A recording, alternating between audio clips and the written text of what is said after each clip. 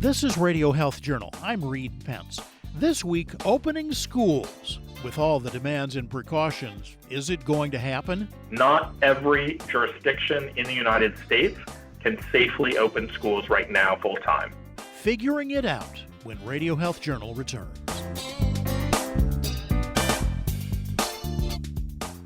I'm Nancy Benson, host of Radio Health Journal. If you enjoy listening to Radio Health Journal, you'll also like our sister show, Viewpoints, which covers a wide array of topics from education to history to the environment. Here's a preview of what they're covering this week on Viewpoints. It is a complete myth that you have to do it for any period of time. The test is living together and holding yourselves out as what used to be husband and wife. What should constitute as a legal partnership? Then, one of his most famous sayings was, if you can state a problem, you can solve it. That was sort of the mantra for his life. How the invention of the Polaroid turned weeks into seconds. I'm Marty Peterson. And I'm Gary Price. These stories in depth this week on your public affairs magazine, Viewpoints. Listen to Viewpoints on your favorite radio station and subscribe and listen to shows anytime on Apple Podcasts and Google Play.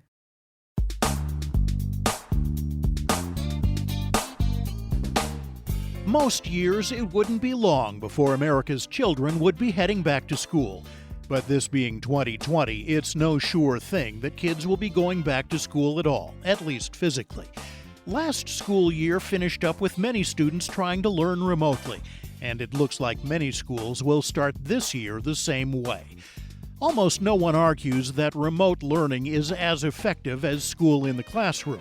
But as administrators decide whether schools will open in person and parents decide whether they'll send their kids, the risk of COVID-19 overshadows everything.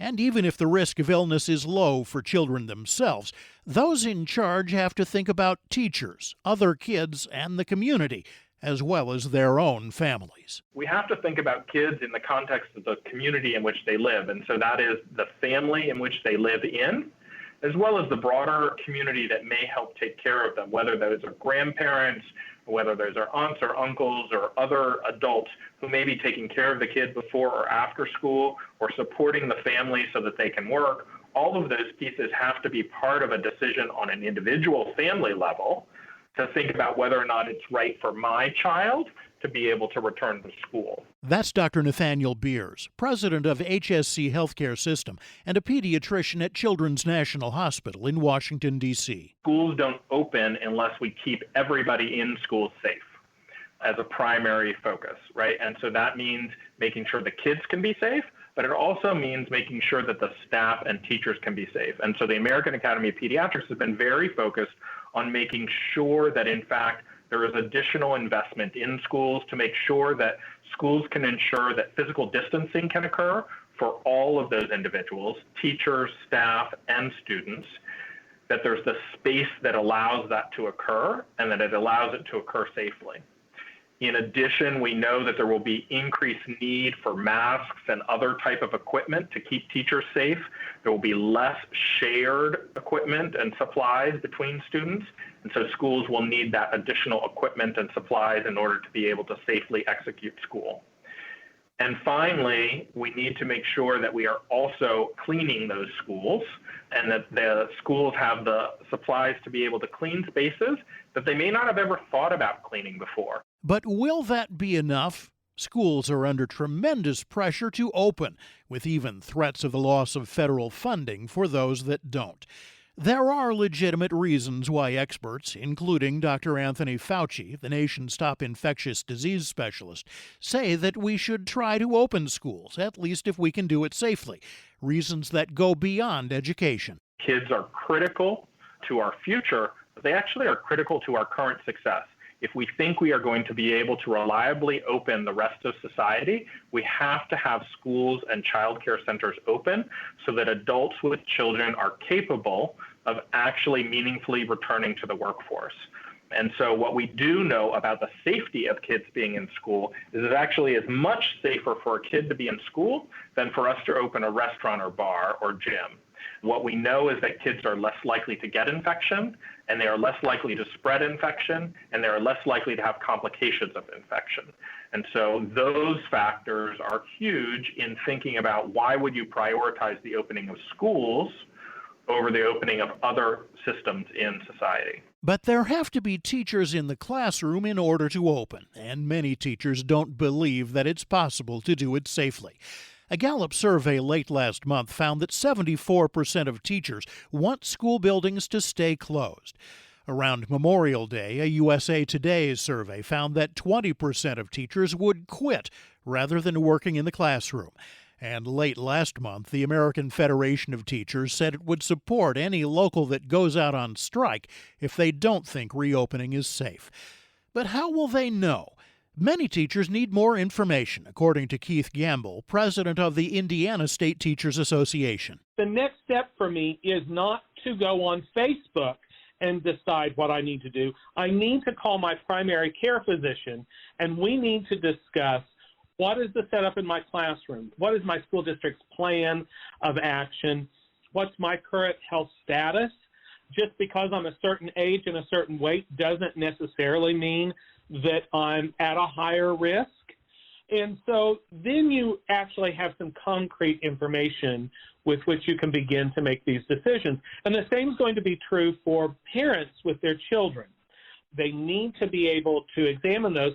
And then it comes back to what does my health look like in comparison to what is the plan for our school district. Unfortunately, Gamble says those plans are still in flux in many districts, or they haven't been communicated well enough. We need someone at the local level to remind the community, here is why our numbers look the way that they do, and why it is different than another district that may have similar numbers, and that district decided to close and we didn't. So, for example, if your community had 2 nursing homes that were ravaged, does that skew the numbers in a way that would cause the health care professionals there to make the decision differently?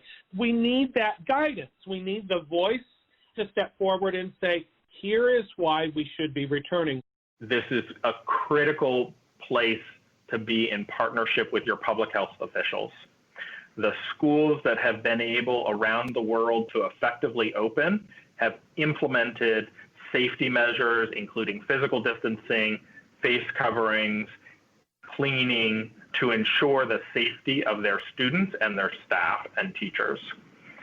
If you are in a community that is experiencing widespread community transmission of the virus, or you're experiencing escalations in spread in a space that had either not had spread before or had controlled the spread, there needs to be a discussion as to whether or not it continues to be safe to contemplate return to school, and that is a critical component that needs to be addressed. We need to talk about whether it's realistic for second graders to wear masks, or to even ask teenagers to socially distance themselves from friends while they wait in line to go wash their hands.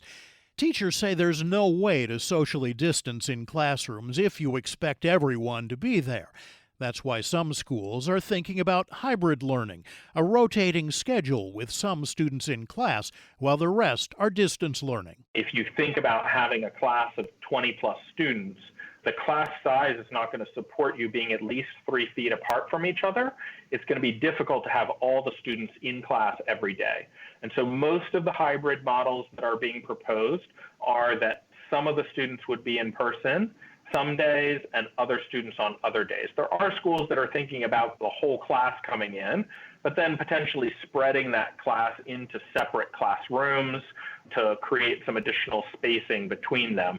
So a large class size of 30 or 32, then you know you're down to 15 or 16 students. However, hybrid schedules can be problematic for families, a logistical nightmare. One day they're in school, maybe the next day they aren't, or some were looking at maybe doing a week and a week to help families out that way. So then they just always know either my child is going in person this week or is going virtual the next week. The second factor with hybrid, and I think where schools were struggling with this, is how do you construct the workday for the teachers? Do you then in some way have some who are just doing the virtual all the time and those who are always doing the face-to-face? Because if everyone is going to school Monday through Friday, but only half of them are in person, how do you construct the teacher's workday so that they're not working double each day in order to provide instruction both for those in person and those who are virtual? How classrooms might be made safe has gotten most people's attention, but other places in the school may be more troublesome. For example, hallways. It's really about minimizing traffic in the hallways. And so that strategy may look very different at different types of schooling.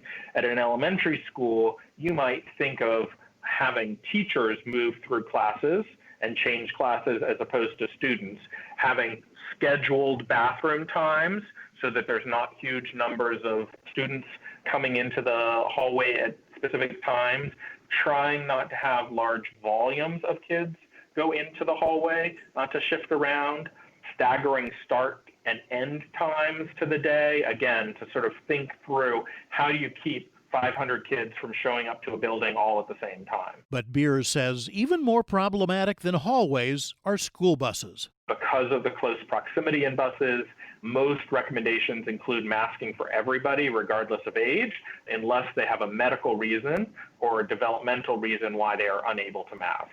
That short period of time a student may be on the bus should be something that most children are capable of tolerating masking, even if they're younger, if they do some practice now to get ready for school.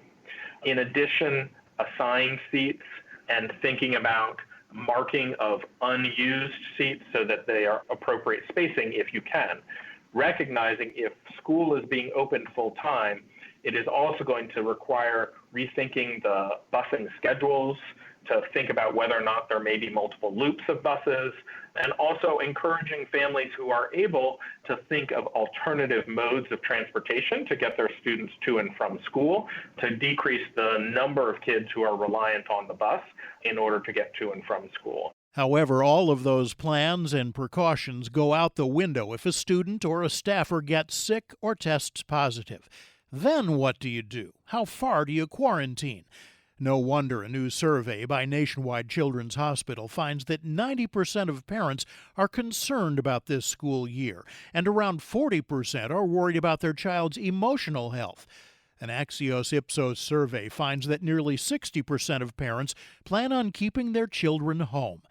Gamble says school districts, in spite of the pressure to open, seem to be moving toward remote learning once again. We're starting to see the school districts that are located in counties with the highest numbers that are either moving immediately to remote learning or have pushed the start day of the school year back.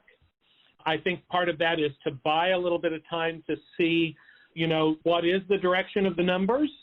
And does that then indicate, yes, it is safe to open, or no, we're going to have to move to remote? Obviously, it all depends on those numbers.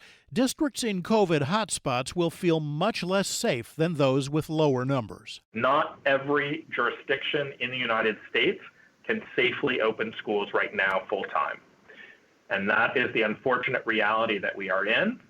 But we've outlined the factors that need to be considered and be in place in order to effectively open schools as community spread is being controlled, so that we can make sure that that happens as rapidly as possible, as safely as possible, for as many children as possible. The opening of schools is getting careful consideration, as anything does when it comes to the health of our children. But with COVID cases going up over much of the country, we may have missed our chance to take what could have been a big step toward normalcy. I'm Reed Pence.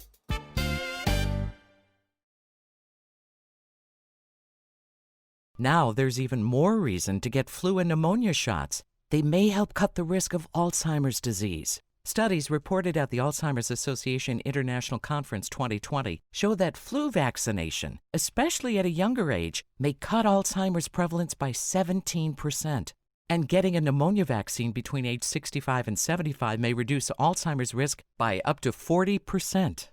Dr. Maria Carrillo is Chief Science Officer of the Alzheimer's Association. Vaccines are at the forefront of public health discussions today, and these new studies suggest that their benefit goes beyond preventing viral or bacterial infections. If these findings can be confirmed in larger and more diverse groups, then taking care of your health by getting vaccinated may also lower your risk of Alzheimer's and other dementia. What's more, growing research is investigating whether infections themselves might worsen or even cause dementia.